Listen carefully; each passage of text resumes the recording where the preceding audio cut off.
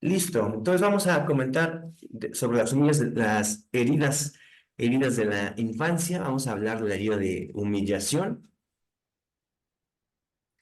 Y como bueno, aquí comenta el texto que como resultado de la herida de humillación viene una forma de afrontar masoquista, un mecanismo de defensa masoquista. Entonces, la herida de la humillación se despierta en el niño cuando éste siente que alguno de sus padres, aquí no importa si es el mismo sexo o el sexo contrario, se siente avergonzado de él o tiene miedo de que se pueda sentir avergonzado porque se ha ensuciado, porque no guardó este, la compostura de los modales, porque va mal vestido. ¿Mm? El niño se siente degradado, se siente comparado, mortificado o avergonzado a nivel físico, de hacer o de tener, o sea, que no lo hace correctamente o que no tiene lo suficiente para algo, entonces se siente humillado. Uno puede sentirse culpable sin sentirse avergonzado, pero quien se siente avergonzado también se siente culpable, comenta la autora. Entonces estamos hablando de un niño que percibe que sus papás o alguno de sus papás está avergonzado del niño. Le da pena, digamos, ¿no? Su propio hijo. Puede ser, por ejemplo, que haya tenido un mal comportamiento en la escuela y que el niño perciba, no tiene que ser cierto. Fíjense que aquí es algo bien importante de señalar, y lo comentábamos en la clase pasada, que nosotros los seres humanos, cuando somos niños, y bueno, en todo momento, tenemos una gran posibilidad de sufrir eh, traumas emocionales, ¿no? Porque mucho depende, o todo, gran parte, vamos a dejarlo en gran parte, un 80%, este porcentaje me lo acabo de sacar de la manga, pero es nada más para ejemplificar, un 80% depende de la percepción que tenemos, ¿no? O sea, no es realista. No es realista, la percepción es muy subjetiva. Tu padre, por ejemplo, puede estar orgulloso de ti, y hablo del padre porque en generaciones anteriores era muy común que el padre era poco expresivo, no te mostraba afecto, Nada. ni físico ni verbal muchas veces, sobre todo el padre, el varón. No te decía te quiero, o te lo decía muy poco en ocasiones muy especiales. Muchas veces no te abrazaba, ¿no? Los padres anteriormente tenían, los varones, tenían como muy interiorizada esta parte de que tienen que hacerse cargo de la disciplina y las normas del hogar. Entonces, ellos percibían, por su educación, por su contexto histórico, por varios factores, percibían que si eran afectivos contigo, tú no ibas a aceptar su autoridad. Estoy hablando de una forma muy general, claro está, ¿no? Hay excepciones. Hay padres muy amorosos varones, pero en general, en generaciones anteriores, sucedía de esta forma, ¿no? Que los papás eran un poco más rígidos, eran menos expresivos sobre sus emociones a los hijos, ni físicamente, o sea, no te abrazaban, no te besaban tanto, ni verbalmente, no te estaban diciendo todo el tiempo que te quieren. Ujú. Y a veces eso nosotros lo podemos percibir de una forma o de otra. Entonces, aquí lo importante a lo que queremos llegar es que la percepción del ser humano es subjetiva. Y tu papá puede estar orgulloso de ti, pero como no es muy expresivo, tú puedes percibir que no. En tu mente te puedes sentir apenado, te puedes sentir avergonzado y puedes creer que tu papá o tu mamá sienten vergüenza de ti. Un ejemplo, bueno, supongo que ahorita el texto tendrá más ejemplos, ahorita lo vamos a repasar, pero vas a la escuela, te portas mal, rompes sin querer algún objeto de uno de tus compañeros y mandan llamar a tus padres. Y hablo de la escuela porque recuerden que esas heridas por lo general se dan en la infancia y afectan el resto de tu vida adulta. Entonces rompes algo de un compañero y llaman a tus padres para decirles qué has hecho.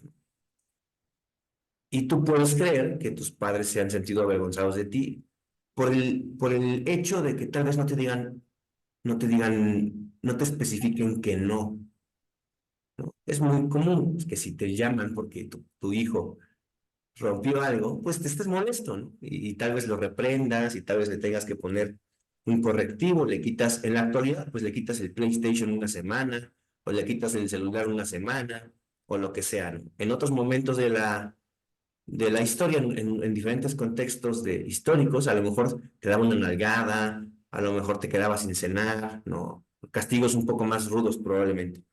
Y tú podrías percibir por esto que se sentían avergonzados de ti.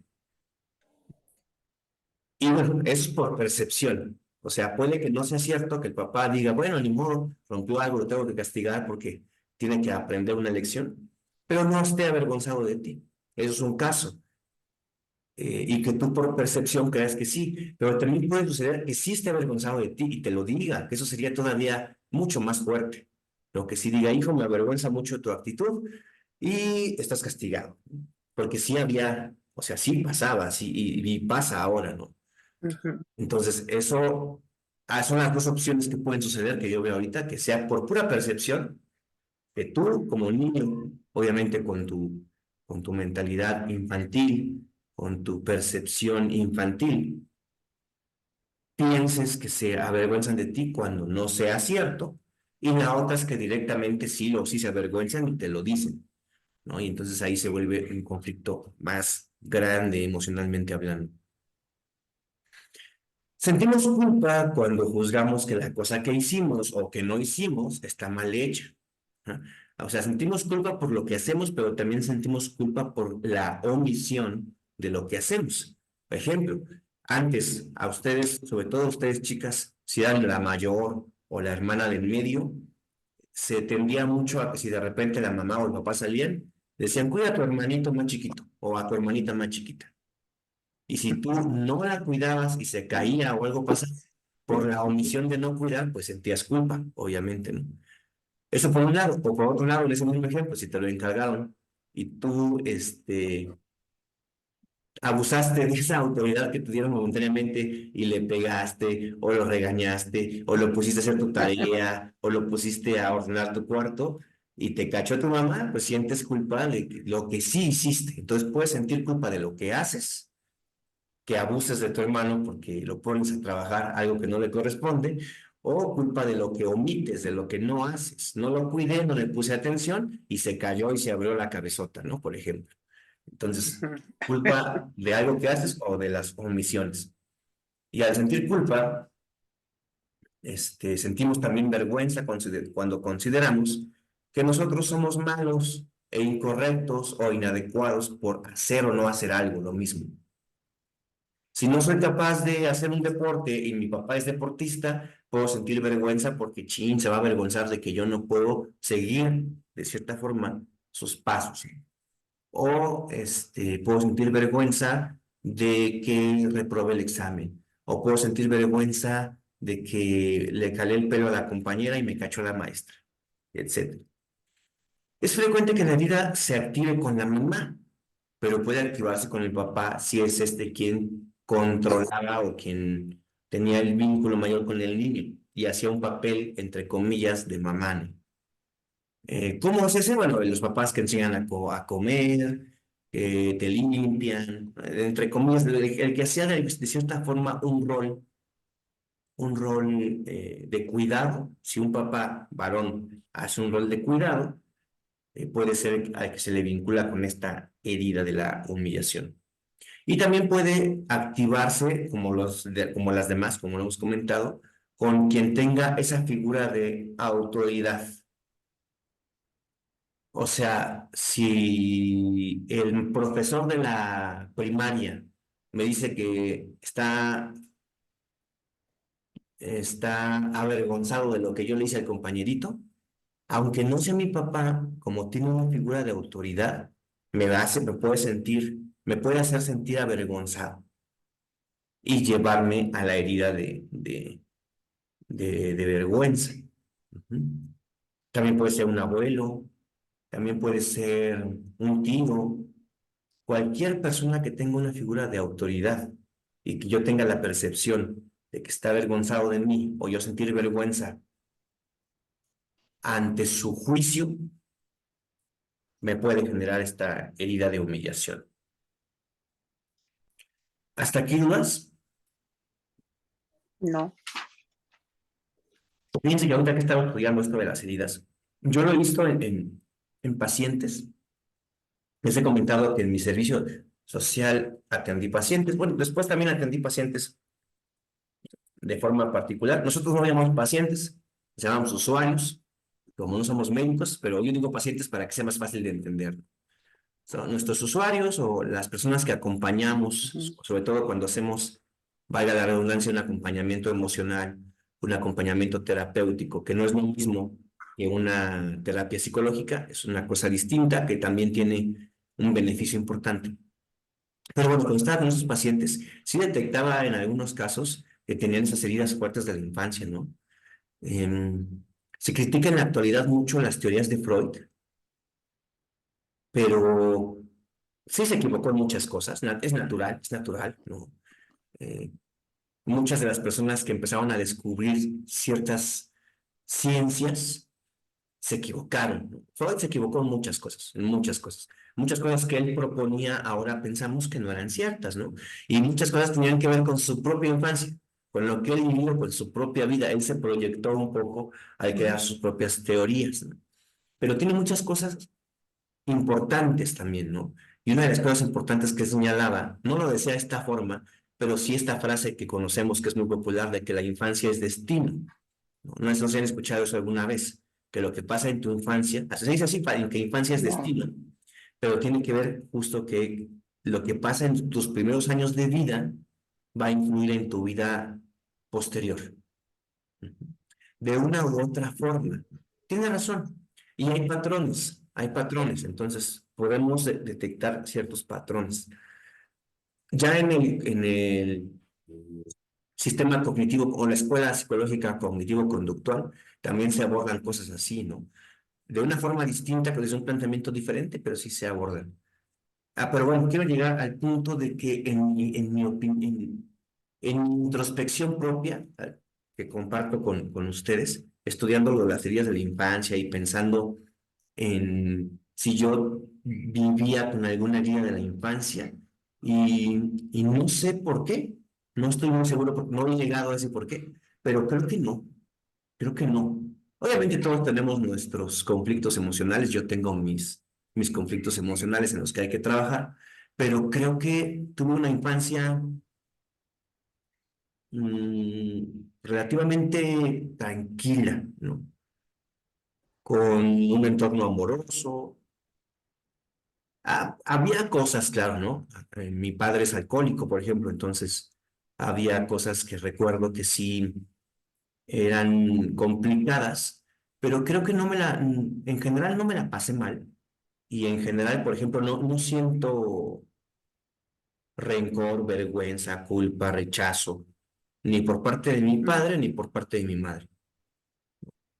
Y algo muy importante, bueno, mis papás se divorciaron cuando yo tenía como 15 años y tampoco sentí, no fue un golpe tan fuerte para mí, ¿no? Cuando yo he tenido que ayudar, que hacer un acompañamiento con otras personas, sí noto que a mucha gente le afecta terriblemente el divorcio de sus padres. Y entiendo por qué, ¿no? Ya estudiando y platicando con personas, entiendo por qué les afecta.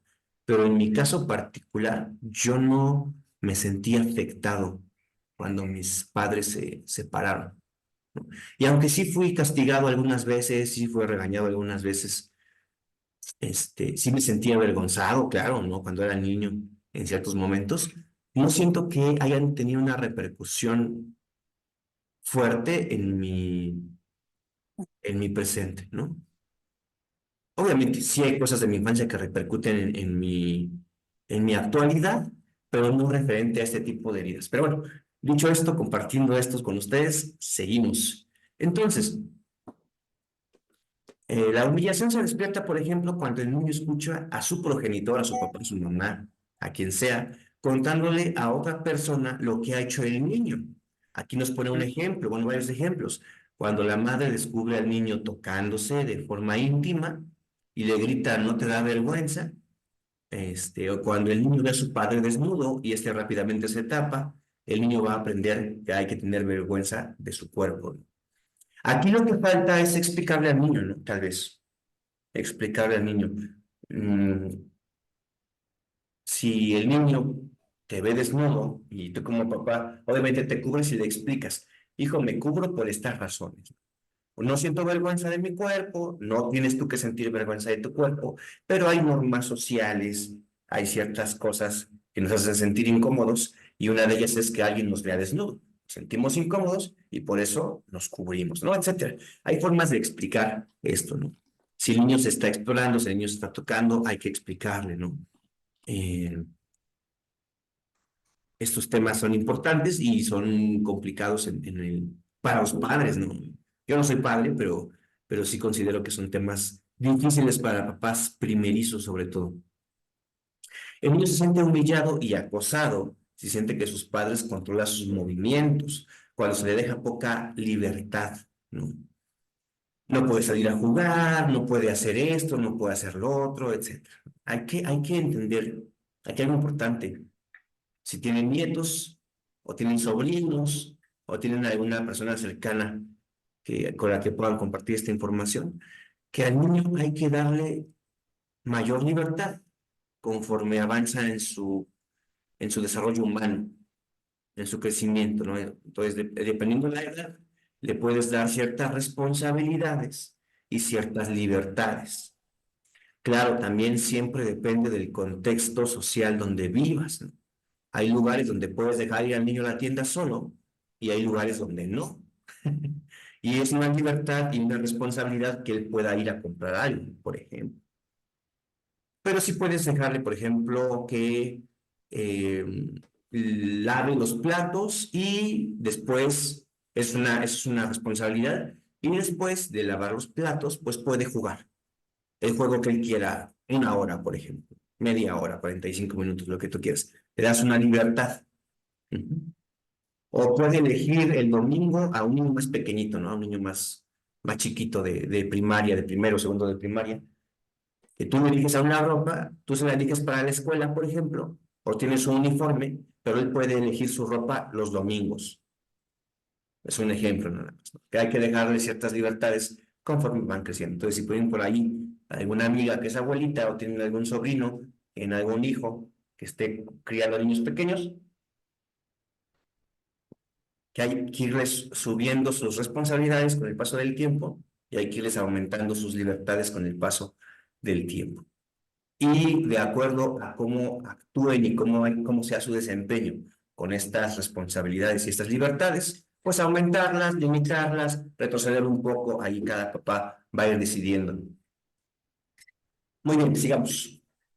¿A qué nos lleva esto? Vamos a ver. Dice que el niño, para no sentir la herida, desarrolla una máscara masoquista. Recuerden que son mecanismos de defensa.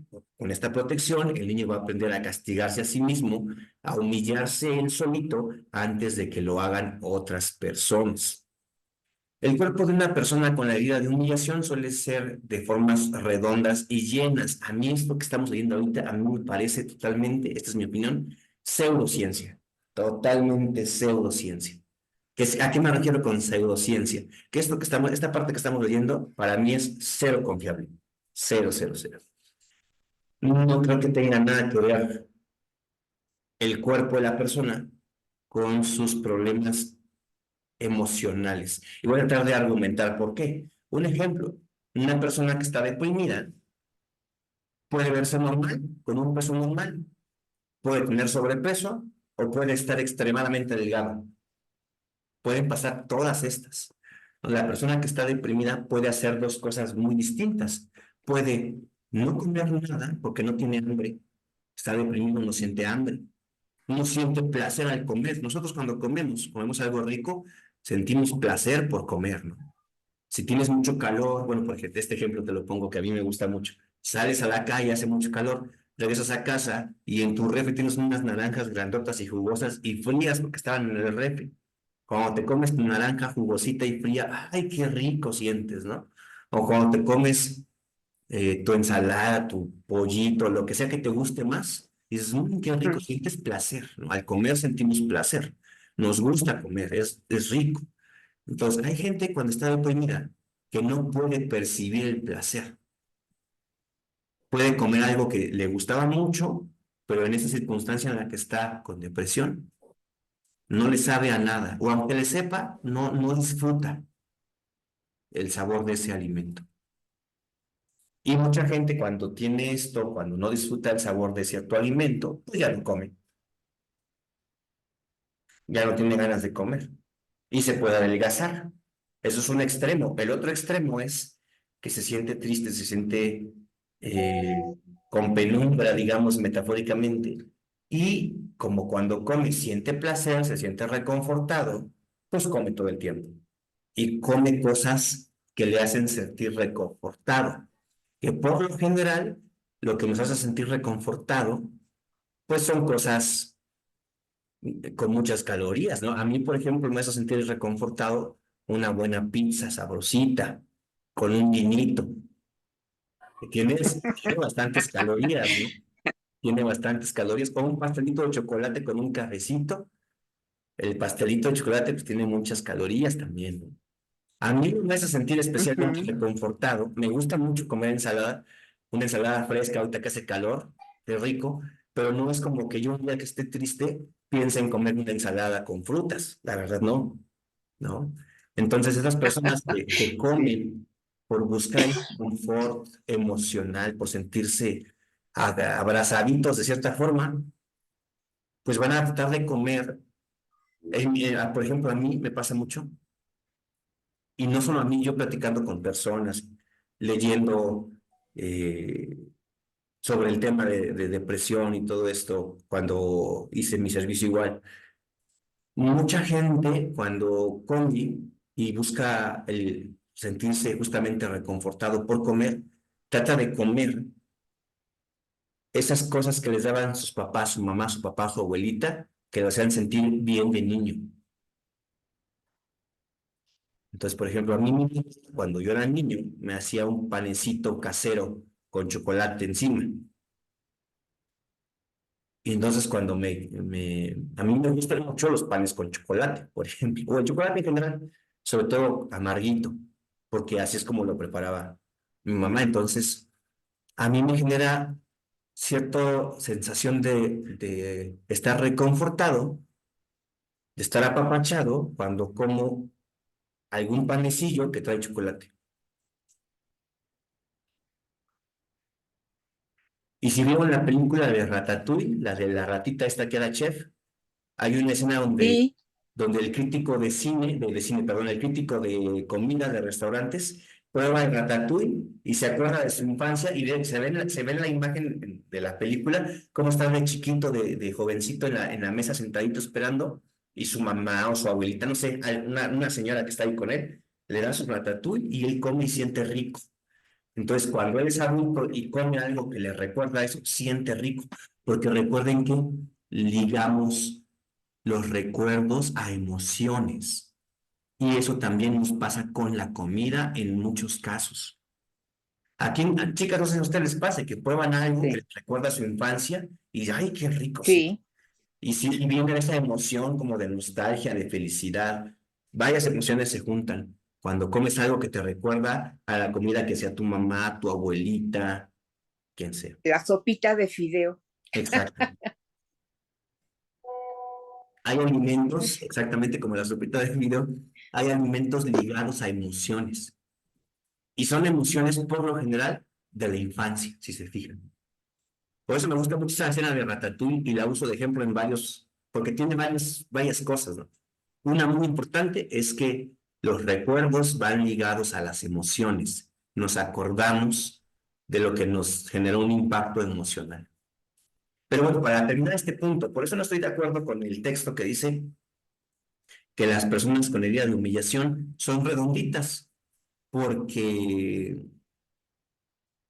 Pueden ser de cualquier forma, pueden ser redonditas, pueden ser delgaditas, pueden ser con una contextura normal. En realidad eso es Ok, muy subjetivo.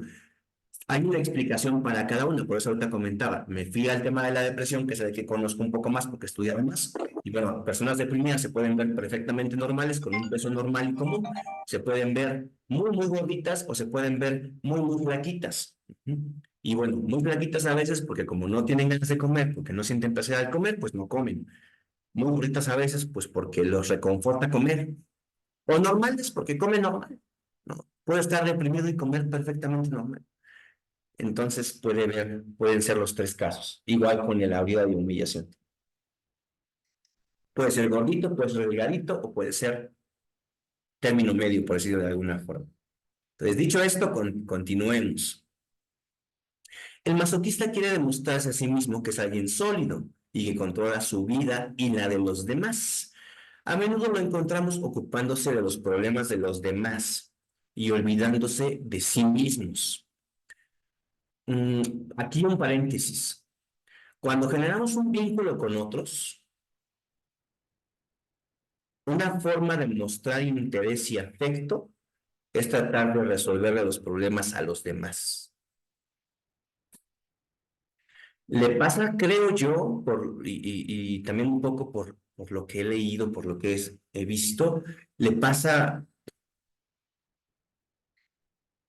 mucho a los hombres con las cosas prácticas y mucho a las mujeres con las cosas emocionales. Voy a desarrollar, ¿no? Entonces, las mujeres cuando quieren a alguien, le quieren resolver su problema y lo escuchan y le dicen qué pueden hacer, ¿no? Con la parte emocional, como el cuidado. La mujer es mucho de cuidar a quien quiere, en el sentido emocional. Estoy generalizando, lo quiero señalar aquí, estoy generalizando.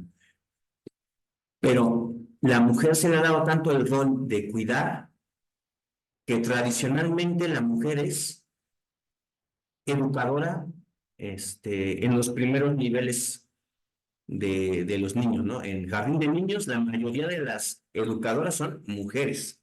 ¿Por qué? Porque no solamente van a enseñar, también tienen una labor de cuidar de los niños. ¿Cuántas enfermeras hay en relación con enfermeros varones? Muchas más, ¿no?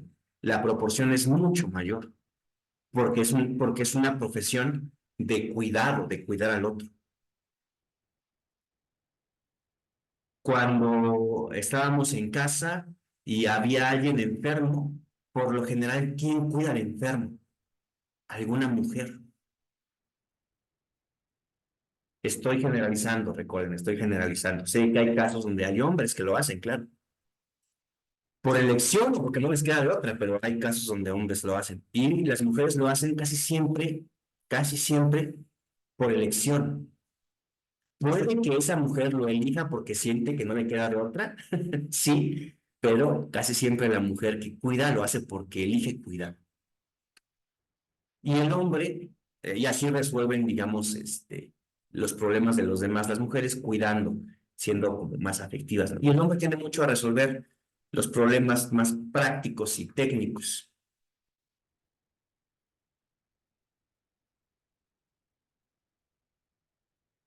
Y bueno, eso se requiere esta forma de la herida. Entonces quieren resolver los problemas de los demás constantemente. Y eso es bueno, porque tiene que ver con el afecto, con el apego hacia los demás, con la colaboración mutua, con la empatía tiene que ver también, pero aquí el problema es que estas personas tienden a hacerlo de una manera exacerbada y se olvidan de sus propios problemas. Están resolviendo los problemas de los demás y olvidan resolver los suyos propios. Cuanto más responsabilidades de otros asumen, más peso cae sobre ellos mismos de manera emocional, psicológica, económica y también física. Si yo tengo que atenderme a mí mismo y atender a alguien más, también hay un cansancio físico, cansancio emocional, psicológico, un tema económico, todo eso. Entonces ahí hay que tener eso en cuenta. Y esta persona, este arquetipo, vamos a llamarle, de persona masoquista, piensa que ayudando a los demás evitará que se sientan avergonzados de él. Y a menudo se siente humillado, como si los demás se aprovecharan de su buena voluntad. Aquí también hay que señalar algo. Hay un efecto psicológico en todos nosotros, todos nosotros. A todos nos pasa, a mí me ha pasado también, me he dado cuenta que a mí me ha pasado, que cuando alguien te hace un favor una vez, estás ya súper agradecido con él o con ella. Cuando te lo hace 2 veces, 3 veces, sigues bien agradecido. Cuando te lo hace 4 o 5 veces, como que ya te sientes menos agradecido. Cuando lo haces 7, 8 veces, ya sientes de forma inconsciente que es su obligación, casi casi, ¿no?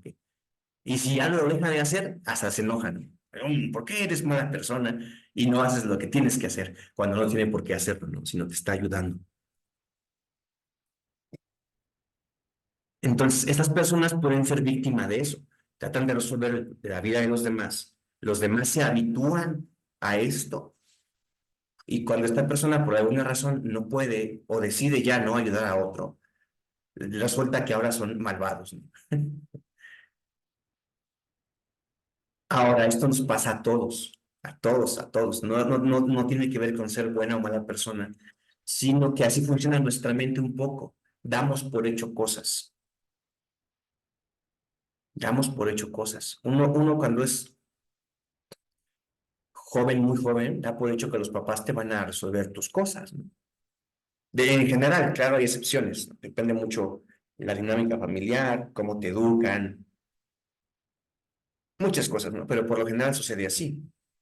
Y yo he observado ahora, las generaciones cambian, ¿no? Hay cosas que cambian. Y yo en la generación de los chicos que van tienen 22, 23, que van terminando la licenciatura, que están empezando con esta idea de su primer empleo y de independizarse, vivir solos, etcétera, dan por hecho que hay cosas muy fáciles y de repente se enfrentan a la realidad y se genera mucha frustración, ¿no?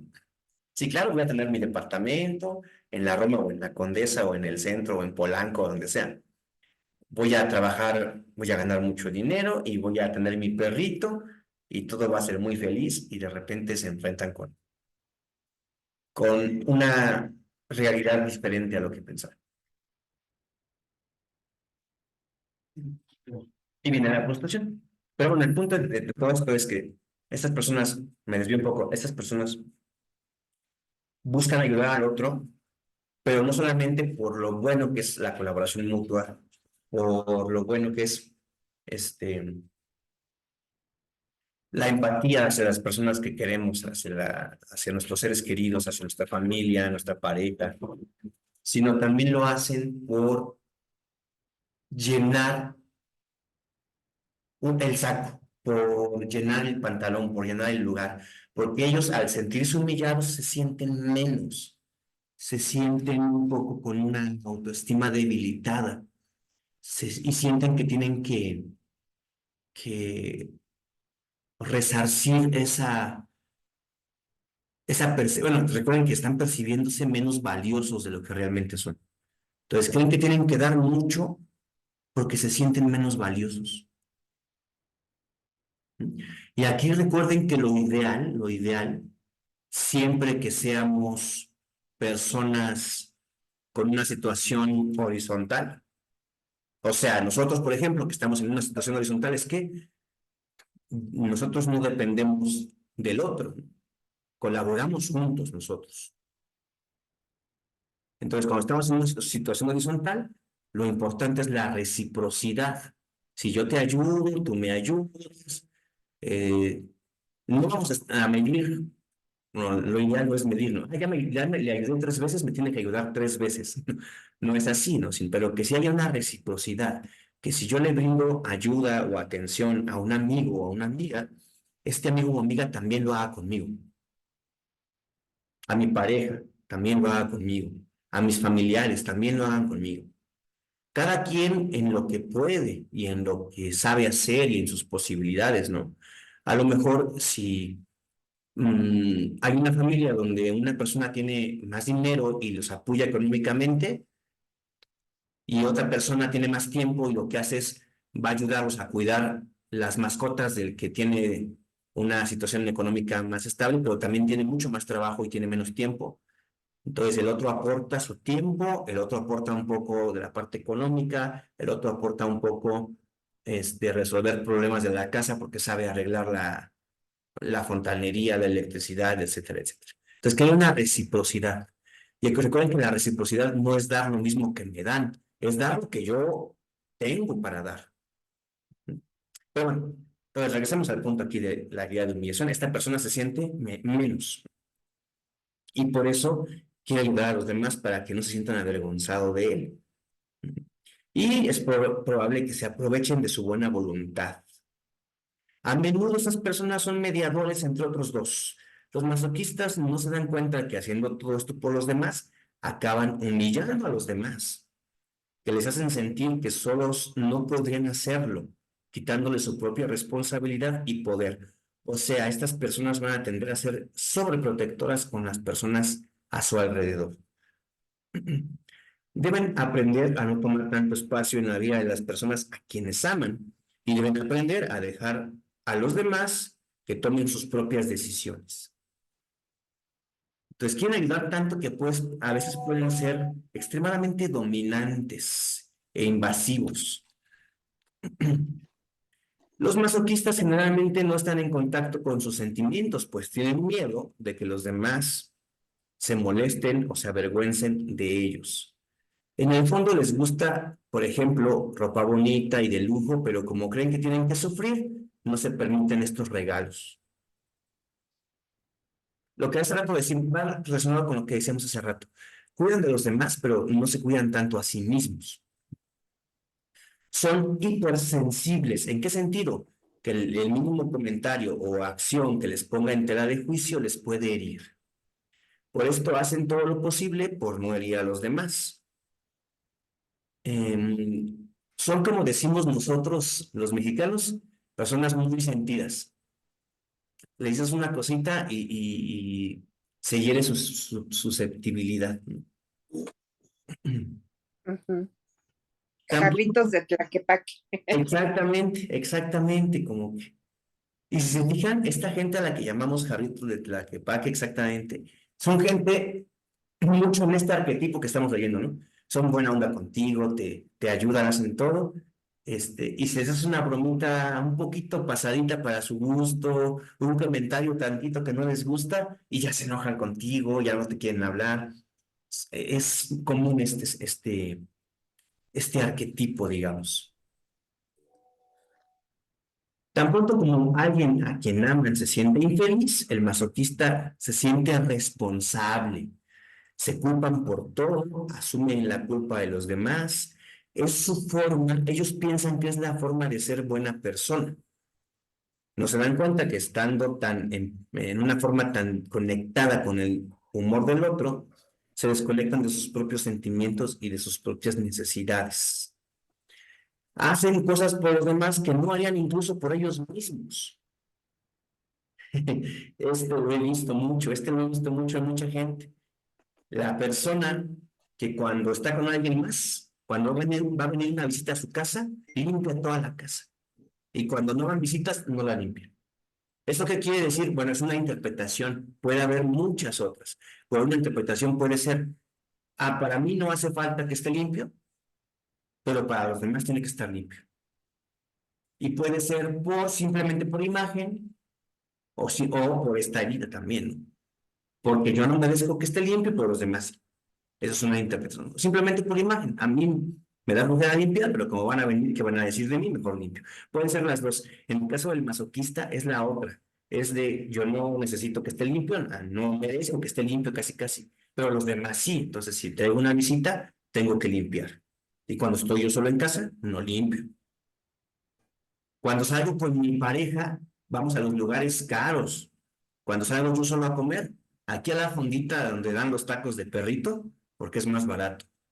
Entonces, y no debe ser así. Bueno, lo ideal en la pareja, por ejemplo, es que tú invites a tu vida y a tus hábitos y a lo que tú te gusta y a lo que tú haces a la otra persona. Entonces, si tú llevas a tu pareja o o a tu amigo, esto es con cualquier relación, ¿eh? La pareja, los amigos, los nietos, los hijos, los sobrinos, la gente que quiero. Yo los llevo a los lugares a los que yo no voy solo. Te llevo a ti porque te quiero y te llevo al restaurante bonito. Pero cuando yo como solo, me hago mi lata de atún de 15 pesos, la más barata, la de viene todo aguado y deshecho. A mí no, yo no, porque siento que yo no merezco algo más. Y tú sí. Porque aquí alguien puede decir, bueno, es que tal vez es tacaño con él, pero no con los demás. Pues es que viene de ahí. El que es tacaño con todos. Y lo hemos visto, ¿no? Hay gente que es tacaña con su pareja, con sus hijos, porque es tacaño con todos. Ahí es otro tema, otro tipo de conflicto emocional distinto, ¿no? Ahorita me acordé, hay una historia real de una persona, un edificio de un condominio pequeñito, pero suficientemente grande, ¿no? Muchos departamentos que se rentan todos. Y arriba de los departamentos, el clásico cuartito de servicio. Entonces había un edificio de departamentos donde en el cuarto de servicio había una señora que se encargaba de la limpieza y vivía en el cuartito siempre con la misma ropa muy humilde, con los mismos zapatitos. Los vecinos, como la veían así, pobrecita y todo, le regalaban comida, le regalaban cositas. Cuando la señora muere, se enteran que era la dueña del edificio. Era la dueña del edificio, ella recibía todo el dinero, obviamente, pero no gastaba nada, no gastaba nada, ni un peso. Eso es otro tipo de trastorno también. El punto ideal es un equilibrio, ¿no? Donde yo recibo un ingreso y lo administro. No me lo gasto como loco, porque obviamente también habla de una poca capacidad de dominar mis emociones, porque gastamos por emoción. No me refiero a qué emocionante es gastar, sino que gasto porque me siento bien gastando. Entonces, si no soy capaz de controlar eso, me quedo sin dinero. Y el otro extremo es la señora que les cuento, que no gastaba ni un peso. Tenía dinero para cuidarse, tenía dinero para comprarse ropa con la que se sintiera cómoda, que le gustara, pero no lo hacía. Pero bueno, regresemos acá. Entonces, el de la herida de humillación va a hacer cosas por otros que no haría por sí mismo, como los ejemplos que ahorita pusimos. Y ahorita pusimos ejemplos materiales de llevo al otro a comer a un restaurante bien padre, mientras yo me como una torta de jamón en mi casa.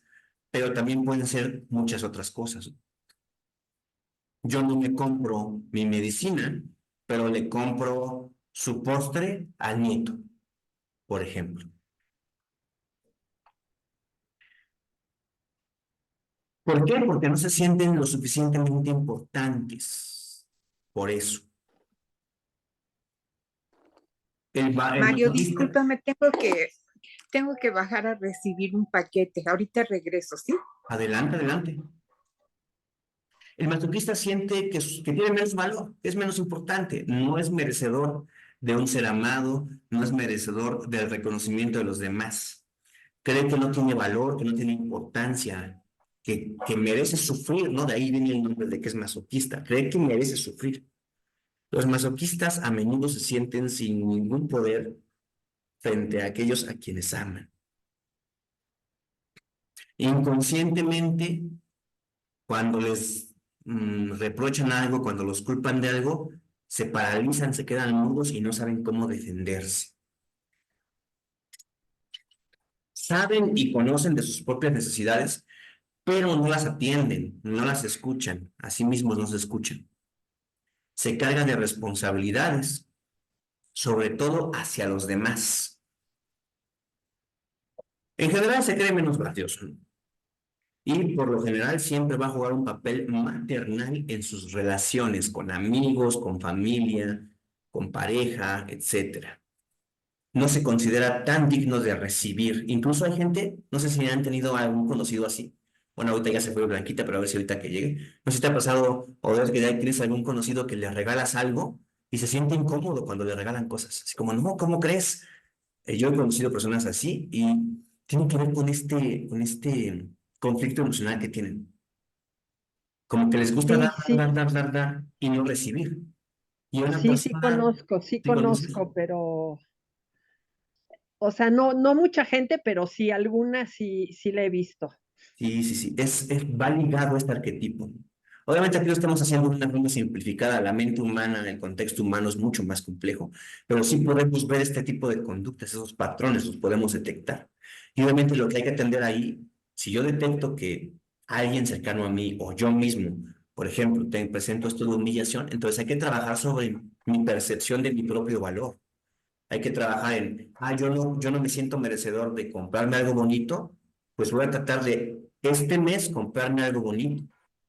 Este mes llevarme a mí mismo a un restaurante que me gusta, que no voy porque yo solo que no voy a ir, ¿no? Tengo que ir cuando lleve a alguien más, pero yo solo no. Entonces hay que trabajar sobre esa eh, reforzar el valor que tenemos nosotros mismos. Pero bueno, continuemos. Si hay gente así que no se siente muy incómoda de recibir cosas. Sí, Y lo ideal es el punto medio, donde yo me siento cómodo y me siento bien cuando le doy cosas a la gente que quiero, y no nada más cosas materiales, sino también mi tiempo, mis oídos, escucho a alguien que se siente mal, que quiero, y lo escucho. Sí, también mi dinero, tal vez de forma directa, ¿no? Hay gente que apoya a sus hermanos, apoya a sus tíos, a sus padres, a sus hijos, a sus sobrinos, económicamente porque está en un mal momento.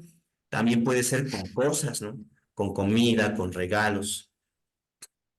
Es bueno sentirse bien regalándole tiempo, atención, cosas materiales a la gente que queremos y también recibir lo que nos dan, su tiempo, su atención, sus regalos también. Que haya un equilibrio, que yo me sienta igual de cómodo dándoles a quienes amo como recibiendo lo que me dan las personas que me quieren, incluyendo el reconocimiento, ¿no? Reconozco, qué valiosa es esta persona a quien quiero, mi hermana, mi hermano, mis padres, etcétera. Y también qué valioso soy yo, qué les puedo aportar a ellos y qué me aportan ellos a mí. Pero cuando yo no veo o no me siento cómodo con que me den algo, sino siento que yo tengo que dar porque me siento menos, es esta herida justamente.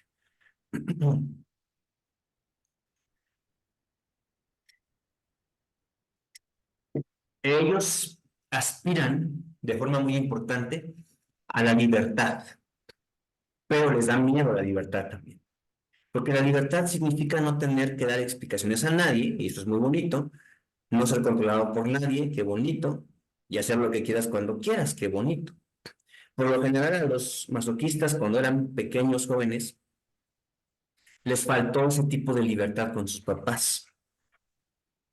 Cuando consiguen sentirse libres, viven al máximo la vida sin límites y ahí hay que tener mucho cuidado, porque los llevan a comportamientos extremos, hacen demasiado, ayudan demasiado, gastan demasiado, creen que tienen demasiado. Se van, como dicen vulgarmente, se van como gorda en tobogán, se van con todo y tienen que ser en algunos momentos mesurados, en otros momentos menos, pero ellos no lo ven así. Se van, se van, se van. Pero también el miedo a ser libre surge de pensar que harían cosas que avergonzarían a los demás. Además, creen que si se ponen a sí mismos en primer lugar, no serían de ayuda para los demás. Para solventar este miedo, se autosabotean de muchas formas. Nos pone un ejemplo el texto. Un hombre que se siente atrapado en casa por su mujer controladora, se buscará dos trabajos para estar siempre fuera de casa, creerá que así es libre, pero se engaña. Lo que un masoquista hace para liberarse en una área, le aprisiona en otra. Esto lo he visto mucho en hombres, fíjate. Esto sí lo he visto mucho. Cuando se sienten atrapados en el hogar, cuando se sienten... también puede ser en mujeres, solamente que yo no lo he percibido. Pero yo lo he percibido en hombres, porque convivo mucho más con hombres, naturalmente. Y sí veo mucha gente que como en casa se sienten incómodos, se sienten medio ajenos, la esposa a lo mejor es un poco controladora, como dice aquí el texto, y entonces lo que hacen es que tienen un montón de actividades que hacer, trabajan un montón. Y bueno, ahí puedes dividir a las personas en dos, o yo voy a dividir a las personas en dos tipos de personas. Hay muchos más, yo lo voy a dividir en dos para simplificar. Los que trabajan mucho porque les encanta su trabajo y disfrutan mucho trabajar. Y los que trabajan mucho porque prefieren trabajar a estar en casa. Y yo he conocido a personas de los dos tipos. Yo conozco por ejemplo, hay alguien que conozco que tiene, se puede decir que 3 trabajos. Tiene un trabajo por la mañana, otro por la tarde y aparte hace visitas, ¿no? Un médico. Conozco un médico que tiene su trabajo en la mañana, es el médico de una escuela. Por la tarde tiene su consultorio y también hace visitas a domicilio. Entonces podemos decir que tiene 3 trabajos. Entonces todo el día está fuera de casa, solamente llega por la noche, casi casi que a cenar y a dormir. Y si es por un tema económico, sí, sí es. Pero también es por no estar en casa. Porque hay días que están en consultorio y en realidad está tomándose un café solito. No, está tranquilo así tomándose un café. No estoy dando consulta, pero está solito tomándose un café. Porque como es un consultorio, pues él puede decidir en qué momento abrir y en qué momento no. Y como tiene mucho paciente a domicilio, mucho paciente, ya tiene sus pacientes de muchos años, entonces no le va a afectar su trabajo, pero sí se busca estos lugares de no estar en casa. Oye, Mario, son de los que dicen, ya llegué vieja, ya me voy vieja. Exactamente, exactamente. Y aquí, muchas gracias. De nada, Blanquita. Sí, es así, pero según yo el de la película lo hacía porque sí tenía mucho trabajo y tenía muchos hijos, ¿no? Algo así. Y este lo hace por no estar con la Sí, esposa. Este, pero sí, sí aplica esa de ya llegué, ya me voy. Ese es. Bueno, vámonos rápido. Los masoquistas tienen dificultades para satisfacerse, para gozar, para sentir placer por las cosas que les gustan. Sienten placer cuando estando con alguien o haciendo algo para los demás. Ujú. Ahí es el conflicto. El sentido del deber es muy importante para estas personas. Aquí lo que sigue, otra vez, pseudociencia totalmente. Lo voy a leer para que vean. Y voy a argumentar por qué pseudociencia. Dice, pueden tener problemas de páncreas, diabetes o hipoglucemia, pues tienen dificultades para tratarse con dulzura. Esto está comprobado enormemente que es falso. Falso, falso, falso. También diferencia esto que dice, pueden tener problemas de corazón, pues no se aman a sí mismos lo suficiente, no tienen nada que ver, nada que ver, nada que ver. Voy a tomar esto de pretexto. Bueno, voy a acabar lo de la herida y ahorita voy a regresar a este punto nada más para hacer unas aclaraciones referente a este tema de cómo las emociones nos enferman. Sí nos enferman de cierta forma, pero no como dice aquí. Vamos a ver qué dice la ciencia, pero bueno, seguiremos. Dice que la vida de humillación que nos lleva a ser masoquistas se puede provocar entre el primer y tercer año de vida. Esto es muy ambiguo. Para ser conscientes de la vida de humillación, se sugiere que aprendas a reconocer las veces en que te sientes avergonzado de ti mismo o de otros. Las veces en que te humillas a ti mismo sintiéndote sin ningún valor o te comparas o te criticas duramente. Date cuenta que las veces que humillas y le quitas su fuerza al otro haciendo demasiado por él. O sea, no seas sobreprotector, dice, ¿no? Es importante que te des cuenta que tu madre o padre también sufren la misma herida. No necesariamente. Aprende a tomarte tiempo para sentir tus necesidades antes de decir sí. Asume tu responsabilidad y libérate de la carga y la culpa de los demás. Dice, detrás de la máscara masoquista se encuentran personas que conocen y respetan sus necesidades, son sensibles a las necesidades de los demás, capaces de respetar la libertad del otro, son buenos conciliadores o mediadores, son joviales, son altruistas y generosos, son organizadores con mucho talento, saben sobre sensualidad y después de atender su herida de humillación, se manejan con mucha dignidad y están orgullosos de ser quienes son. Bueno, aquí es con varios comentarios antes de regresarme a lo de las enfermedades. Primero, cuando nos sentimos, esta vida de la humillación al final se traduce en sentirse poco valioso. ¿Por qué? Porque te sientes avergonzado, te sientes menor, disminuido ante los demás. Poco valioso es lo que me parece más adecuado para resumir esta idea.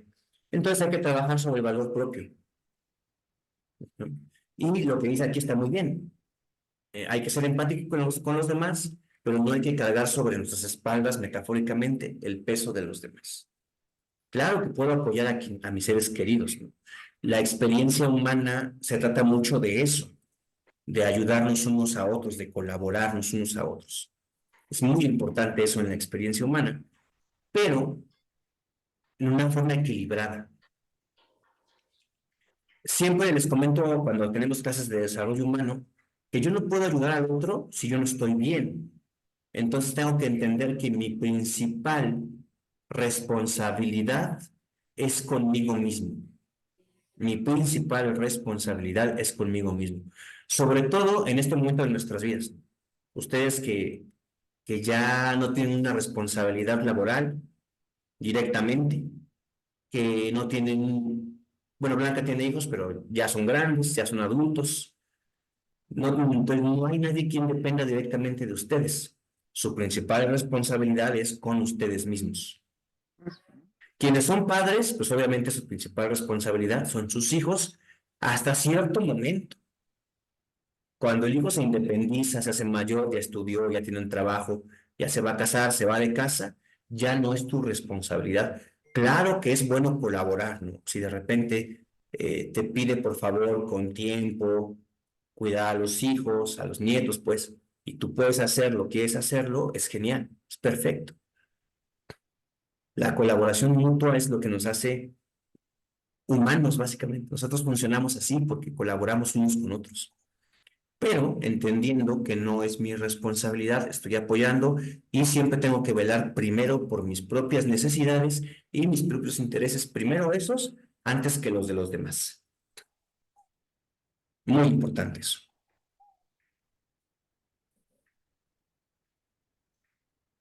Entonces, entender eso para poder trabajar esta herida y trabajar sobre mi autoestima y mi propia valoración. Y regresando al tema de las enfermedades. Las enfermedades las emociones nos enferman, pues sí y no. Sí nos enfermamos cuando tenemos un problema emocional, porque recuerden que las emociones son química. Entonces, con cierta emoción presente en mi cuerpo, va a haber cierta química alterada. Es muy común que cuando estoy enojado, cuando estoy estresado, aumenten los niveles de una hormona que se llama cortisol. Cuando aumentan los niveles de cortisol, por ejemplo, aumentan la secreción de jugos gástricos, de ácido gástrico. Y cuando hay un aumento de esta sustancia en la pancita, aunque la pancita está creada, tiene una mucosa que la cubre, justamente para que este ácido no la dañe. Cuando hay demasiado, puede barrer con esa capita protectora y generarme una úlcera, la famosa gastritis. Y también a nivel del colon, la famosa colitis, que antes le llamaban colitis nerviosa. ¿Por qué la llamaban así? Porque su origen, el principal origen de las enfermedades de este tipo es el estrés. ¿Y por qué el estrés? Pues por el cortisol, esta hormona que les comento. Entonces, ¿me enferma la emoción? Sí. Por ejemplo, estas enfermedades son causadas por un aumento de cortisol en mi cuerpo. ¿Y por qué aumenta el cortisol en mi cuerpo? Porque estoy estresado, porque me la paso súper tenso, súper enojado, por mucho estrés laboral o por mucho estrés emocional o por mucho estrés en la casa. Y me puede generar este tipo de enfermedad. Estas sí se generan por un tema emocional. Otro ejemplo de cómo las emociones influyen en mi salud física, cuando me siento muy triste, cuando estoy triste mucho tiempo, cambia igual la química de mi cerebro, ya no hay unos neurotransmisores que me hacen falta y bajan mi sistema de defensas del cuerpo, bajan. Entonces, cuando estoy triste, es muy común que te dé gripa o algún tipo de enfermedad respiratoria. Es muy común. ¿Por qué? Tiene una explicación muy sencilla.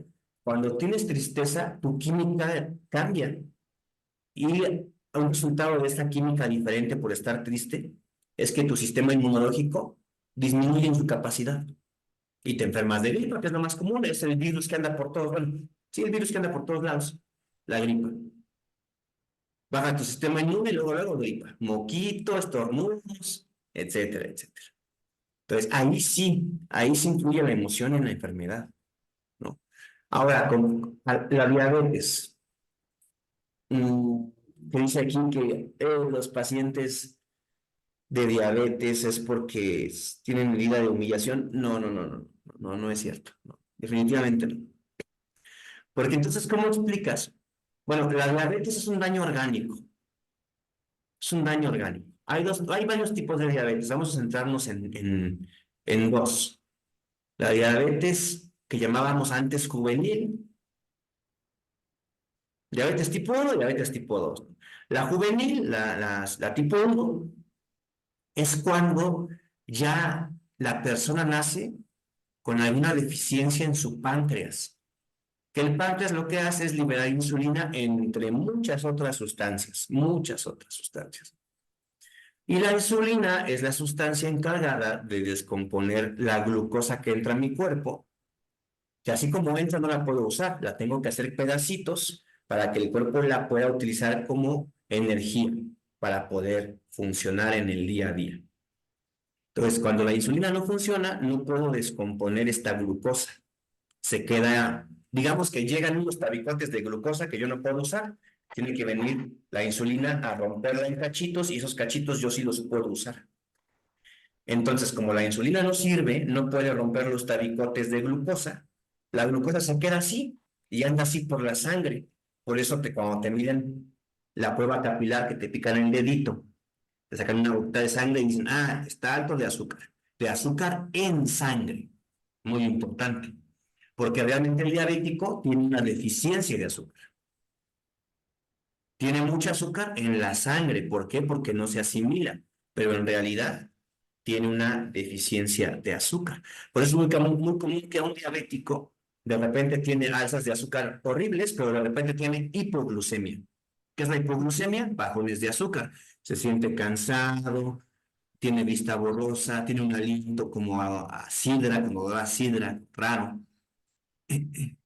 Sabe feo tiene halitosis, pues, ¿no? Le huele feo la boca. Se siente cansado, le da sueño, se siente de mal humor, pues porque es hipoglucemia. Pero no tiene que ver con otra cosa más que en la diabetes tipo 1, que la persona nace con una deficiencia de su páncreas. Entonces su insulina o no está, o no segrega insulina, o no funciona. Pero es porque el páncreas viene mal, de paquete, de fábrica, venía mal. Y la diabetes tipo 2 nos la causamos, pero no por las emociones, directamente, no directamente, sino porque comemos. Me estoy esperando un tantito porque aquí me dice que está fallando tantito el internet. ¿Me escuchan bien ahí, chicas? Ya dice aquí que ya mejoró. ¿Aquí me escuchan bien? Sí, Ok. Entonces, no está directamente sí. relacionado con la emoción la diabetes tipo 2, está directamente relacionada con malos hábitos alimenticios y de actividad física. Tu páncreas es un aparato que genera una insulina que va a ayudar a procesar la glucosa. Pero si tú consumes el triple de glucosa que deberías consumir, estás forzando la máquina, ¿no? Por decirlo de alguna forma. Está pasando un ruidoso afuera de esos que venden agua en las calles, pero hace mucho ruido. Pero bueno, espero que no se meta tanto por el micrófono. ¿En qué estábamos de la glucosa rápido? Sí. Si tú consumes el triple de glucosa que tendrás Si que consumir, consumimos mucho azúcar, estamos forzando. exacto. Estamos forzando la máquina. Forzas el páncreas tanto que llega a fallar. Llega a fallar. Falla. Y entonces tienes que ayudarle a tu páncreas con alguna sustancia, por ejemplo, algo común, la metformina, que es un medicamento que ayuda a romper esos azúcares. Claro que estoy diciendo todo de una forma muy simplista, ¿eh? Claro que lo estoy diciendo de una forma muy simplista. Y entonces a lo mejor tú comes porque quieres confort, hay gente que come porque le gusta la comida y ya, porque tiene malos hábitos, porque se ha aprendido a comer. Pero hay gente que sí come porque está triste, ¿no? Por lo que decíamos hace rato. Entonces, ahí podría ser una forma en que la emoción te lleve a la diabetes, pero no es directamente, no es directamente. Hay gente que tiene diabetes y está bien emocionalmente, digamos. A lo mejor ya cuando lo diagnostican de diabetes, pues claro que hay un impacto emocional en que te diagnostiquen una enfermedad tan complicada como la diabetes.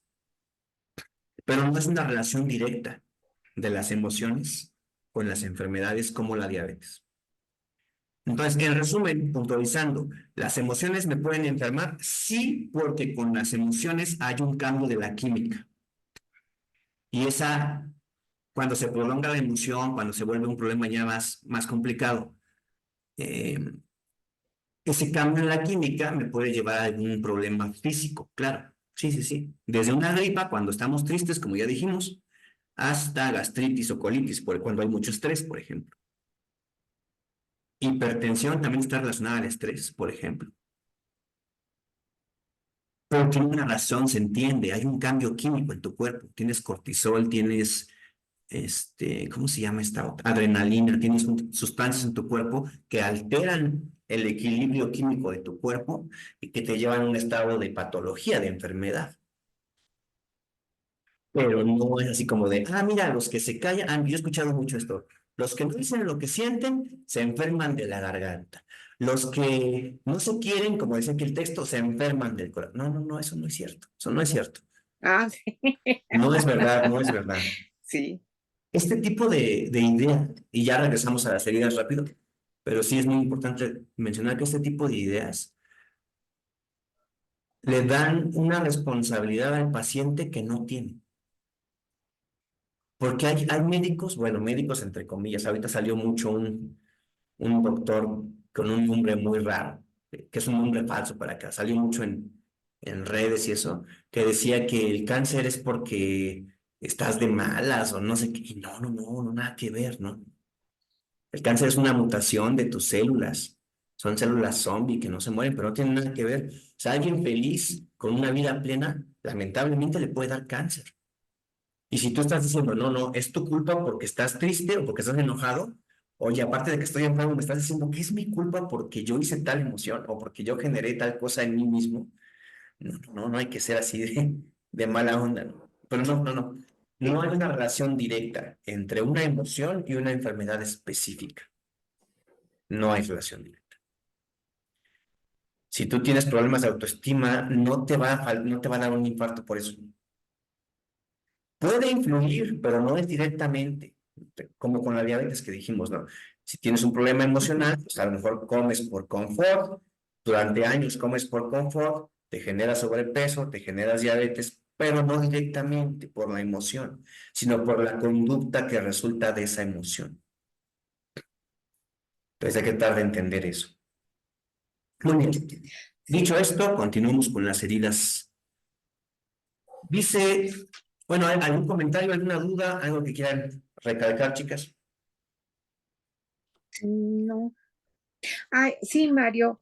Fíjate que ayer me acabo de enterar de que una primita mía que vive en Cuernavaca tiene leucemia y le van a hacer otro estudio para saber qué tipo de leucemia tiene.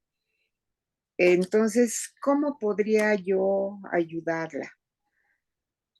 Este, pues sí, desde aquí mandarle cositas, ¿no? Que yo oigo que música para relajarse, este, inyectarle ánimos, energía, ¿no? Todo ese tipo de cosas.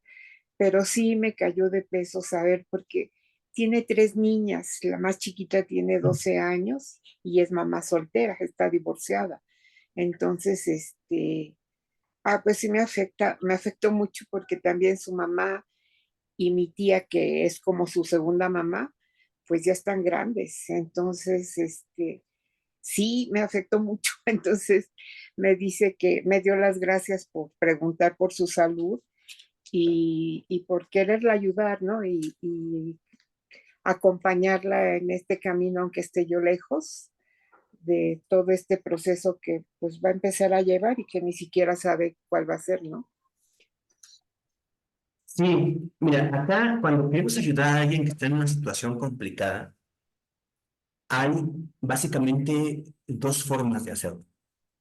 Puedes hacer las dos o puedes hacer una, la que esté en tus posibilidades, por la distancia y por muchas cosas, ¿no? Ujú, Lo que hablábamos hace rato en la clase, ¿no? Que cómo ayudan las mujeres, estoy haciéndolo de forma generalizada y como un arquetipo, digamos. La parte femenina es hacia las emociones, estar ahí para ella, para escucharla, ¿no? A lo mejor hay cosas que ella siente, ujú. está triste, está enojada, está frustrada, tal vez, ¿no? Uno no estoy en su Sí, mente, pero son las emociones que más normalmente nos pasan cuando nos diagnostican algo tan complicado. Entonces, y probablemente no se lo quiere decir a sus hijas porque no quiere afectarlas, tal vez no quiere hablarlo con su mamá porque tampoco la quiere afectar. Entonces va a necesitar a alguien con quien descargar todas esas emociones. Si tú sí, quieres, si tú estás dispuesta, tú podrías sí. decirle, oye, cuando tú quieras platicar de algo que no puedas hablar con tus hijas, de algo que no quieras hablar con tu mamá, yo estoy aquí, nos podemos hablar, nos podemos mandar un texto por WhatsApp, me puedes mandar un audio, una llamada, videollamada, Ujú. lo que tú quieras. Sí, ir a verla incluso, ¿no? Exacto.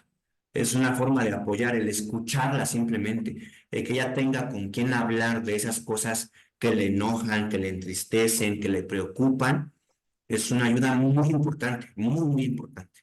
El poder, tienes que ser tú también fuerte, obviamente, porque como tienes un vínculo afectivo con ella, tal vez te diga cosas dolorosas, ¿no? Tú tienes Sí, que ser, no tienes que, pero le ayudas mucho siendo alguien que la escuche, que seas empática, que seas comprensiva. Y muchas veces no tienes que dar consejos o no tienes que hacer nada más que escuchar, no, dar tu tiempo, tus oídos. Y ya si ella te dice, oye, ¿tú qué piensas de esto? ¿Tú qué harías? ¿O tú qué me puedes decir? Pues ya tú, adelante, puedes hablar todo lo que tú pienses o lo que tú sientes. Entonces, esa es una forma. A mí me parece una de las formas sí, más útiles en un problema así. Y otra es resolver los problemas prácticos. Pagar algo que le haga falta pagar porque tiene a lo mejor muchos gastos por los medicamentos, que si de repente tiene algún problema que tiene que estar en la clínica, cuidar a las niñas. Te digo que a lo mejor es un tema que se te sí, complica más por la distancia. Esa sería otra forma de sí, ayudar. pero poniéndonos de acuerdo podría hacerlo, ¿no? Ajá. Tal vez lo que te queda más adecuado a tu situación es el acompañamiento, que la acompañes, que estés presente para ella. Siempre teniendo un cuidado de no agobiarla, ¿no? De no estar todos los días, todo el día, oye, ¿cómo estás? Oye, ¿puedes hablar? No basta con decirle una vez, oye, entiendo que estás pasando por un muy mal momento y quiero que sepas que estoy aquí Sí, para no, no, no. apoyarte. ¿Mm? Estoy aquí para apoyarte. Cuando quieras podemos hablar por teléfono, si quieres. Es muy importante, yo creo que señalar esto. Cuando quieras decir algo que no puedas hablar con tus hijas o con tu mamá me lo puedes decir a mí. Eso es muy importante decírselo, que sepa eso, porque seguramente va a pasar, que va a haber cosas que no Sí, quiero decirle a ellas y que necesite a alguien a quien decírselas. sí. Y sí, claro, si encuentras música relajante que a ti te gusta, que tú sabes que a ella le puede gustar, se la puedes enviar, claro está. Aquí nada más tener Ujú. mucho cuidado de no estarle enviando muchas cosas de este texto de la oración o esta meditación guiada o esta musiquita todo el tiempo. Ahí de vez en cuando, oye, mira esta música que escuché que te puede relajar, puedes probar, pero no Ujú. abrumarla con todos los días 30 cosas, 30 videos, 30 textos, porque sería Sí, demasiado. sí, sí, Mari. Ok, Hacer un muchas equilibrio, gracias. ¿no? ¿De qué? Y seguimos rapidísimo para tratar de terminar esto de una vez hoy. La herida de traición y la máscara del controlador. Esta herida de traición suele darse con el padre del sexo opuesto. Este, ven que es muy común que los niños sigan a la mamá y las niñas al papá, ¿no? Es muy común. Hay un lazo de amor, hay una Ujú. atracción de lo contrario, ¿no? Hay, aquí habla, por ejemplo, de que genera un fuerte complejo de Edipo o de Electra que no se ha resuelto. Hay un debate sobre si existe el complejo de Edipo o el complejo de Electra, que es esta especie de atracción hacia el padre del sexo opuesto.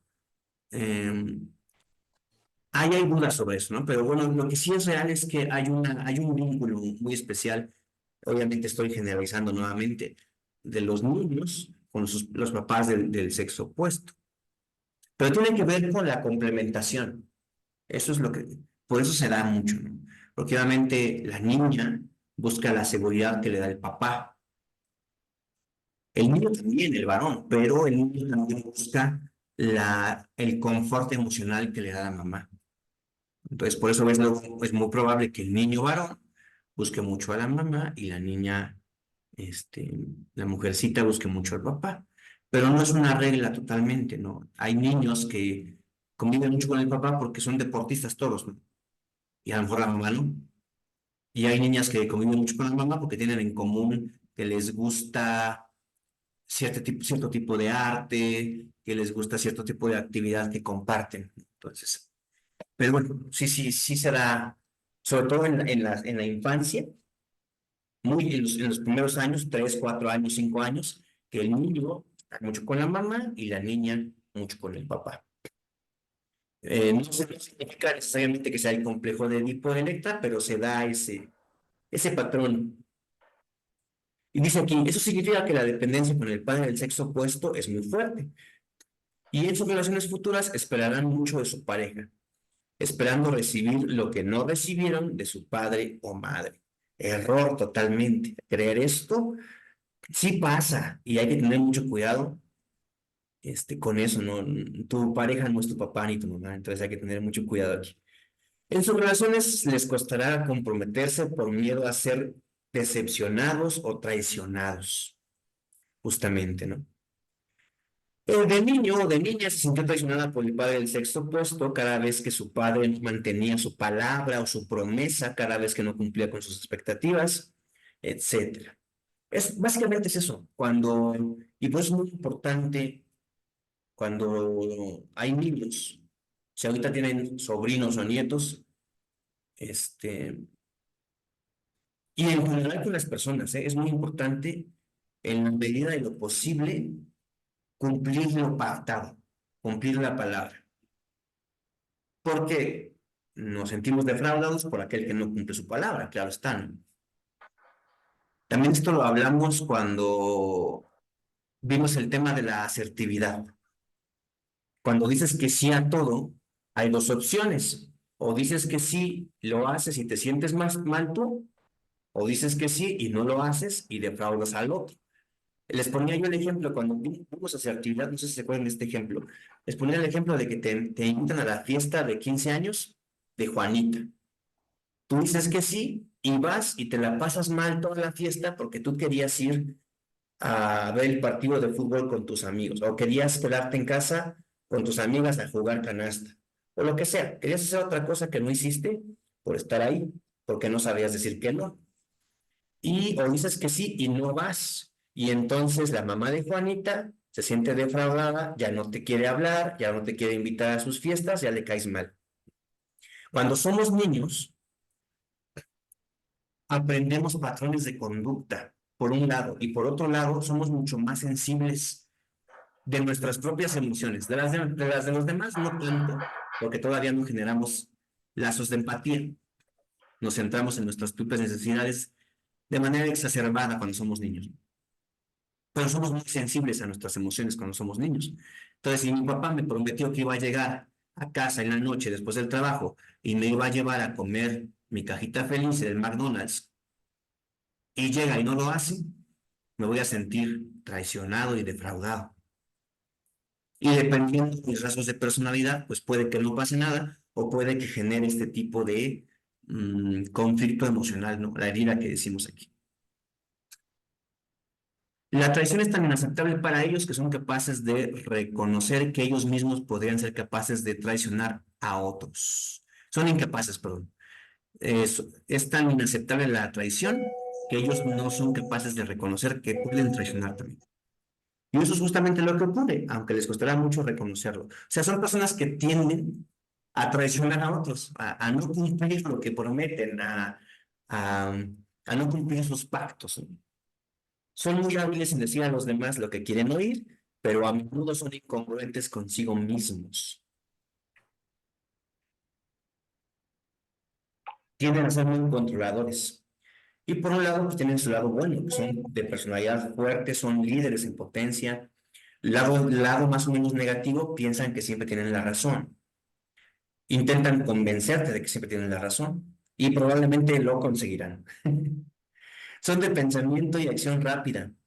Son personas con mucho talento, pero les falta la paciencia.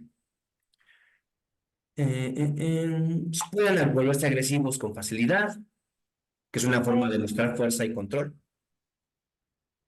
Justamente les gusta tener todo bajo control. Les gusta planear bien las cosas. Son gente manipuladora muchas veces.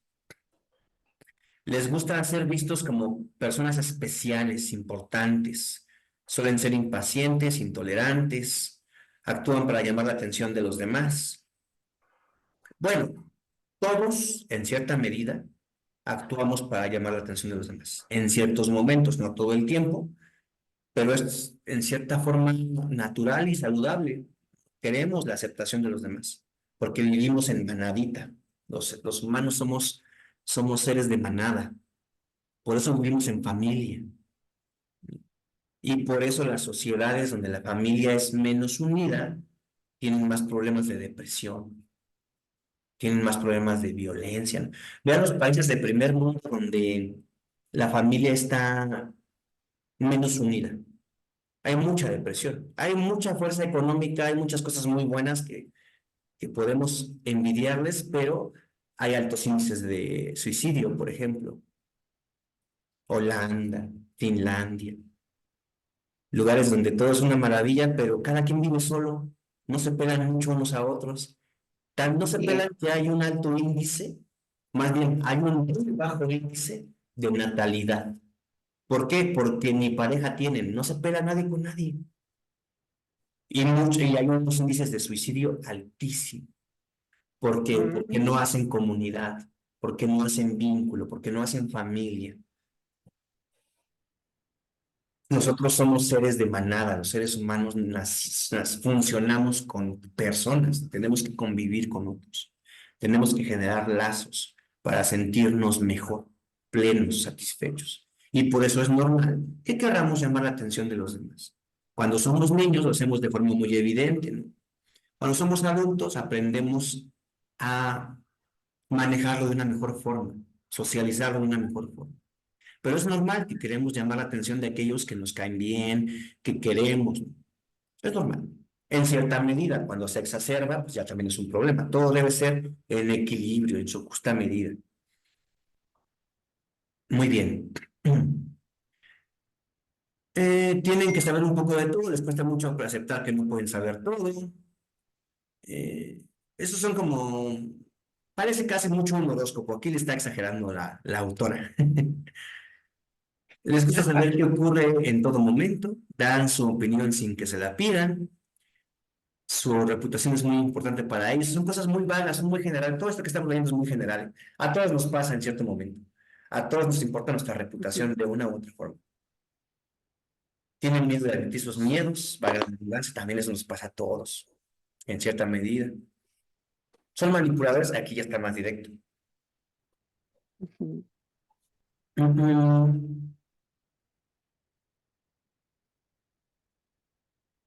Este controlador experimenta más separaciones y rupturas sentimentales que cualquier otra persona. Suele tender a buscar parejas que considera que puede controlar, manipular o transformar para no perder su sentido de falso poder, control y fuerza. Esto sí puede estar relacionado a un patrón que surge de niños. Este sí. Cuando empiezan a dejar de sentir pasión o romance con su pareja, empiezan a sentirse decepcionados y encuentran maneras de hacer que su pareja le abandone y así no ser acusadas de traición ellos mismos. O sea, prefieren hacer cosas para que los dejen a dejar directamente. Normalmente quien tiene la traición como herida, tiene la herida de abandono también. por no querer aceptar dependencia afectiva, desarrollan una coraza, una armadura y una máscara de control, un mecanismo de defensa de controlar todo, que les impide ser conscientes de su herida de abandono. Bien, aquí, cuando pasa esto, son rasgos de personalidad muy dominantes. Cuando la persona aprende a conocerse a sí mismo, aprende a darse cuenta cuando no tiene razón, aprende a darse cuenta sus rasgos de dominancia y aprende a controlarlos, pues es una persona totalmente funcional. Bueno, todos los que aprendemos a conocernos podemos llegar a ser personas totalmente funcionales. Lo importante es aprender a reconocer quién soy, qué problemas tengo, qué me gusta, qué cosas que de mi personalidad me dan una ventaja. No una ventaja de que yo abuse de los demás, sino que, por ejemplo, la gente que es sociable tiene una ventaja de sociabilizar. La gente que es disciplinada tiene una ventaja con la disciplina. Entonces, aprender qué ventajas tengo yo, qué desventajas tengo yo y qué cosas puedo cambiar para mi bien. Es importante, bueno, en todo eso, esto que estamos pensando es para todas las heridas, ¿no? Aprender a conocerse a uno mismo, aprender a darse cuenta qué cosas me afectan a mí y qué cosas afectan mi relación con los demás y aprender a cambiarlas. Primero aprender que es posible cambiarlas, porque hay gente que no se puede cambiar, que cree que no se puede cambiar, pero sí se puede cambiar. Y también ser muy consciente y muy responsable de las cosas que decido no cambiar. Esto yo sé que me causa problemas, pero a mí me gusta, lo asumo la responsabilidad de no cambiar esto. Pero estoy asumiendo esa responsabilidad porque hay gente que dice, pues yo así soy, ¿y qué? No, famosa frase. Y esa es quitarse su responsabilidad. No, pues yo así soy. Yo no tengo pelos en la lengua. Por lo general, hay gente que dice que no tiene pelos en la lengua, es gente que es grosera. Es muy diferente a ser asertivo, ¿no? Ya cuando hablamos de asertividad dijimos, ¿no? Que hay un extremo que es el agresivo y el pasivo. Y por lo general el agresivo, el que dice yo no tengo pelos en la lengua, yo le digo las cosas directamente, no se quiere hacer responsable de que está ofendiendo al otro, está siendo agresivo. Y esa persona puede llegar a creer que es asertiva. A lo mejor no lo dice con esas palabras, puede llegar a creer que lo que está haciendo está bien y no, está siendo agresivo, está agrediendo al otro. Recuerden que algo muy importante de no tener pelos en la lengua de forma saludable es lo que yo estoy diciendo es útil o no es útil. Si no es útil, no hace falta decirlo. Si es útil para mí, lo tengo que decir. Si puede ser útil para el otro, puedo decirlo si veo que el contexto es adecuado. Pero si no es útil para nadie, no lo digo. Muy bien, regresemos acá.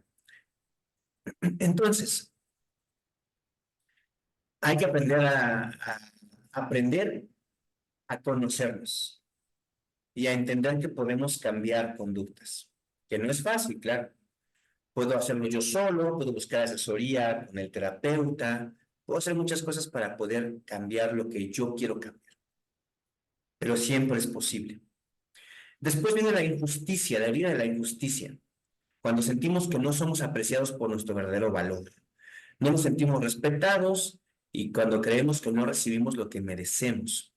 Esta vida la suelen activar el padre del mismo sexo, porque este padre no expresa sus sentimientos con nosotros. Tenemos una relación fría y superficial con esta persona, con esta figura paterna, y nos limita a podernos expresar y ser nosotros mismos.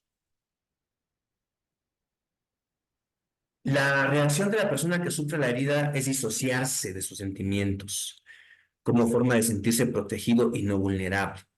¿Qué es disociarse? Es como no sentirlos, es como verlos desde un asiento de espectador. No me está pasando a mí, lo veo desde afuera. Tienden a ser personas rígidas. Son gente muy sensible, pero esconden su sensibilidad. Actúan como si nada les afectara. En realidad, a todos nos afecta en cierta medida todo. No pueden aceptar ser fríos pues significa no tener corazón, es equivalente a ser injusto. O sea, se vuelven un poco injustos, digamos, o sea, se contradicen, como sienten que ha habido injusticias hacia ellos, tienden a ser injustos hacia los demás. Aunque buscan o dicen buscar la justicia por encima de todo. Tienden a ser perfeccionistas, hacen las cosas bien y de forma rápida, quieren hacerlo todo para evitar problemas. Son gente que obviamente no va a saber delegar. Yo tengo que hacerlo porque tú no puedes. Si de repente yo te encargo a ti algo, llego ya y lo hiciste mal, mejor lo hago yo. Es ese tipo de rasgo. No les gusta dar explicaciones, pero les gusta pedir explicaciones. Yo no hice nada malo, no te voy a explicar por qué hice lo que hice, pero si la otra persona hace algo, ay, ¿por qué hiciste esto? Tienes que decirme por qué. Cosas así. Tienen esta idea de no sentir porque sentir causa sufrimiento. Se vuelven fríos y distantes, obviamente. Son muy dogmáticos. ¿Qué es el dogma? Una idea que creemos cierta y la seguimos sin reflexionarla, sin racionalizar. Esto es así y así será siempre. Son muy rígidos, justamente. También tienen mucho miedo a cometer errores, se exigen mucho a sí mismos. Consideran que ellos son más perfectos. Su mirada es justa, los demás son injustos. Para esta persona es difícil conocer y respetar sus propios límites.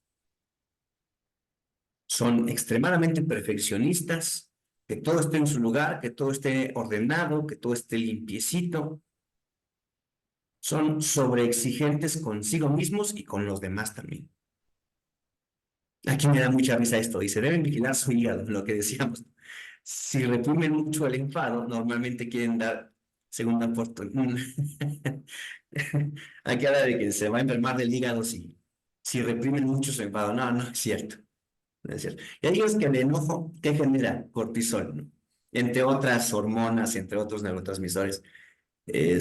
A lo mejor es más probable que estén estresados y todo esto y les genere lo que decíamos, una este, colitis o gastritis o hipertensión.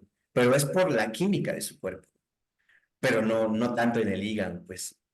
Recuerden que, ay, si eres enojón, el hígado, no necesariamente, o sea, sí hay cambios químicos, pero no siempre va a ser así, no es directo.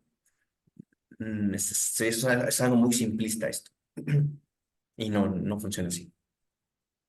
Si reconoces esta herida en ti, puedes sanarla empezando por conocer cuando eres injusto, reconocer que eres injusto a veces con los demás y contigo mismo. Si en algún momento sientes vergüenza, es señal de que no eres justo con los demás, ni contigo. La vergüenza es una emoción normal. La vergüenza significa que estoy haciendo algo que no está bien. Cuando me hacen sentirme avergonzado, ya es otra cosa. Pero cuando yo siento vergüenza de algo que está mal, es una indicación. Entonces ahí hay que tener atención en esto. Y bueno, son personas que pueden llegar a ser muy creativos, muy dinámicos, muy entusiastas, capaces de simplificar y explicar claramente y de poder enseñar muy bien. Son sensibles y conocedores de lo que los demás sienten. O sea, son muy empáticos. Suelen encontrar la persona adecuada para hacer trabajos específicos. Saben detectar, este hace muy bien esto, que lo haga. Y cuando lo aprenden muy bien, delegan bien. Cuando no lo aprenden, no delegan nada, quieren hacer ellos todo. Y pueden manejar situaciones difíciles muy bien. Y última herida, no, más bien las sanaciones de las heridas. ¿Cómo sanamos? Bueno, en general, no voy a leer todo lo que viene aquí, porque es mucho, pero en general sanamos las heridas trabajando en nuestro amor propio, trabajando en entender que la autoestima y el valor propio se trata de un equilibrio. El equilibrio es bien importante en la salud mental, en la salud emocional. Tengo que ser consciente de los factores positivos en mí y los factores que pueden ser negativos para mí mismo o para los demás. Y algo muy consciente, que tengo que ser consciente, valga la redundancia, de que el crecimiento personal es constante. En cualquier momento de la vida. Yo recuerdo, les voy a contar rapidísimo y ya nos vamos. Cuando propuse, la primera vez que propuse en el SECAM un taller que se llamaba Plan de Vida, no, Proyecto de Vida, se llamaba Proyecto de Vida, que justamente era para las personas que estaban replanteándose qué hacer ahora con su tiempo, ¿no? Hay mucha gente en el SECAM que está ahí porque dice, pues ni modo que me quede en casa y tienen toda la razón. Entonces, vamos a hacer un taller donde puedan buscar y planificar un proyecto de vida. Y la HUD, no sé qué significa HUD, pero así le dicen, la jefa de la coordinadora, pues, me preguntó alguna vez, ¿y para qué un taller de proyecto de vida a personas mayores? Y yo tuve que pensar para muy en mis adentros, dije, ay, no puede ser. Ay, ¿Por qué? Porque tenemos proyecto de vida todo el tiempo necesitamos, no solamente tenemos, necesitamos. Ustedes seguramente en algún momento de su vida han de haber dicho, ¿y ahora qué hago? Sobre todo después de la jubilación, porque ajá, el primer mes, qué padre descansar, qué padre no hacer nada, qué padre pararme tarde y estar en la casa viendo la tele y tomarme un descanso, pero y después tenemos la necesidad intrínseca sí, de hacer cosas. Y entonces hay que planificar qué quiero hacer para poder hacerlo de la mejor manera. Por eso es que tuvimos ese taller de proyecto de vida y por eso es que necesitamos trabajar sobre nuestro propio valor, porque podemos cambiar y modificar lo que querramos en cualquier momento. Claro, depende de las circunstancias, va a ser más o menos fácil o difícil, ¿no? Entonces, nosotros podemos modificar nuestras conductas, claro. Podemos aprender cosas nuevas, claro. Podemos emprender nuevos proyectos, claro. Realistas, por supuesto. Pero eso lo logro con el autoconocimiento y con el trabajo en mí mismo.